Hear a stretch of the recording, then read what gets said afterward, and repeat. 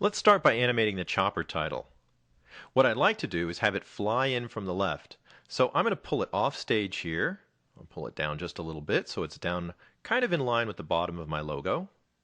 And remember our settings from before. All I have to do is select it, go up to Insert, and choose Motion Tween. We've just created a motion tween and it has a start point. And now all we have to do is move our timeline down. Let's go to the end again. And I'll just grab that object and move it in. If you hold down Shift, you can move it in a straight line. And that way it won't be moving up and down at all. You can see that our new keyframe was made just like the last time.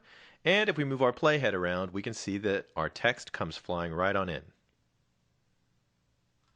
Now I'd like to animate the For logo next, but we're going to do something a little bit different. We can go ahead and click on it and pull it off the stage. But this time, instead of setting up the motion tween myself, I'm going to use a panel up here in the Windows pull-down menu called Motion Presets. Now, you're going to think I was holding out on you because this is a lot easier than what we did before. I'm first going to dock the panel over with my other panels, just so I can get a hold of it easier. And when we click on it and open it up, we can take a look at the default presets we have in here. We actually have a whole bunch of different pre-programmed animations that you can simply apply to any object on the stage. Now, I'm just going to pull a real simple one. I'm just going to do a fly in right. Now we have our logo on the right-hand side of the stage, and it's selected, so all I have to do is click Apply. Let's see what we've got.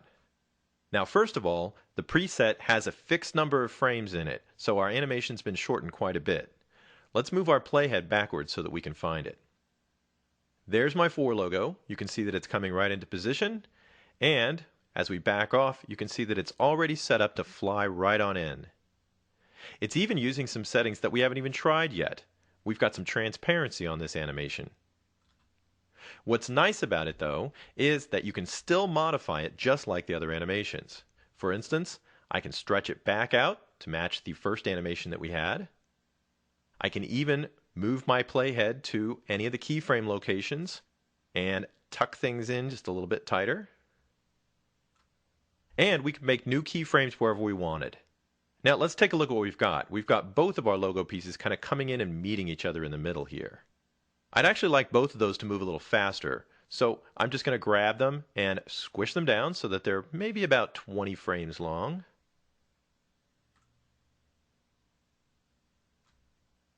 And let's see what we've made so far.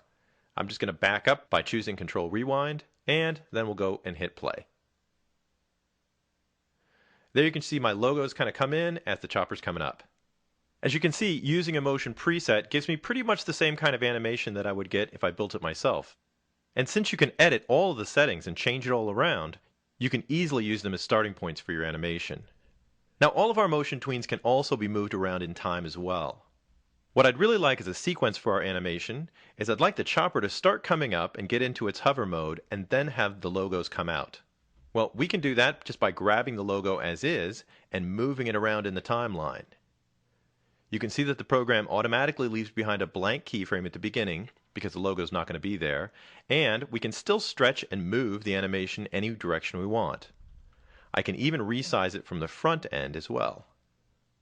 Now we can see the keyframes in our chopper layer. I'm going to set it so the title starts moving right about this point where our chopper is leveled out.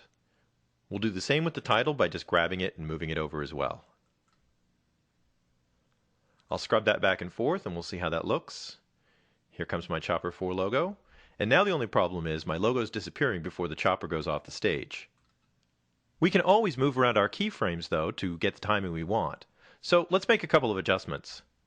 I'm just going to take both of these tweens and stretch them out to the end of the animation. Now, as usual, that moved all my keyframes around as well. But as we saw earlier, we can move keyframes individually if we just hold down the Command key on the Mac or the Control key on the PC when we select the keyframe. Now that I've got that keyframe selected, I'm just going to drag it down to its original position. Now, our tween still occupies the same amount of time. My logo parks, and it sits there for the rest of the animation. Now let's do the same thing for the other layer. Command click on the Mac, Control on the PC. Once you've got it selected, go ahead and grab a hold of it and just move it down with the other one.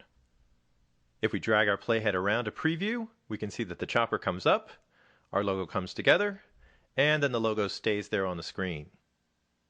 Now, just a couple more adjustments. I'd actually like the logo to come together and then the chopper to fly away. And you can see right there is the keyframe where my chopper seems to move up. So I'm just going to extend that tween just a little bit. You can see it moves that keyframe over, and maybe a little bit more. And now I've got it set up the way I want. The logo kind of comes in, the chopper comes up in the background and flies up. Now, the only thing I want to adjust is I'd like to have the chopper in front of the logo. We can do that pretty easily by just dragging both of these layers down below the chopper layer. I'll click on the channel layer first and shift click on the title layer, and with both of them selected, I'll just move them right down. There we can see our chopper is in front of both elements now.